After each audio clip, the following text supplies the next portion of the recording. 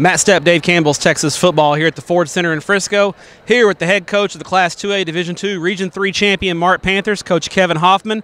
After a dominating 59-0 win over Muenster, I know before the game we talked, you did not expect this kind of result, but congratulations! I know it was a really impressive performance from your kids. Well, I appreciate it. Kids played well, and to beat Muenster, the defending champions, like that.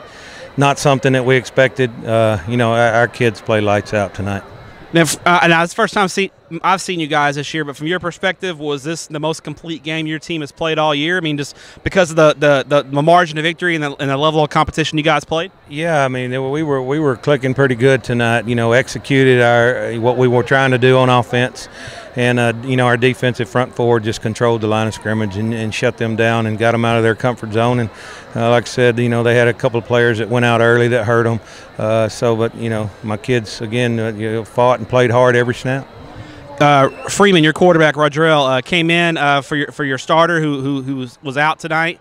Sophomore, looked like a seasoned veteran out there. I mean, running the zone read really well and making big plays. I know before the game you were very confident that he would do a great job, but looking back, I mean, how impressed were you with his performance? Because he operated the offense well and made a lot of big plays. Yeah, we've been doing a few things over the past few weeks for him at quarterback, and just to have in our offense. But for him to step up there and play quarterback the way he did tonight, I mean, he threw some good balls and rushed for 240, 250.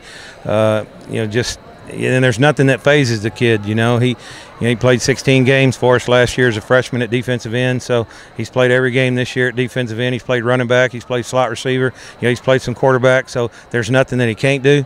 And we have all the confidence in the world in him, and he just proved it, what he can do again tonight. One guy on the defensive side of the ball that I thought had a big night for you was Elijah Green.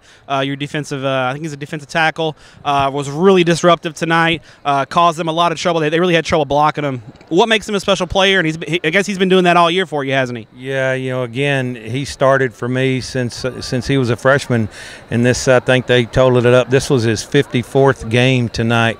So he's played, over 5 seasons in his 4 years. So, the kid's just a phenomenal athlete. He's big, he's strong, he's fast. He has got all the tools, and it was on display tonight. And he kind of plays with a little bit of a mean streak. It's not dirty by any means, but you want your defensive lineman to be have a little bit of a mean streak, and he seems to have a little bit of a mean streak as well. And I guess a coach like yourself likes your defensive lineman to have a little bit of a mean streak, don't you? Yeah, we want to play nasty. We want them to be mean and nasty and physical, and but we want to push the boundaries and push it up to that line, but we don't want to cross that line. And we never want to do something to intentionally disrespect anybody else. But we want. This is a tough sport. This is a tough game. And we want to be mean and we want to be nasty and physical. So those kids do that.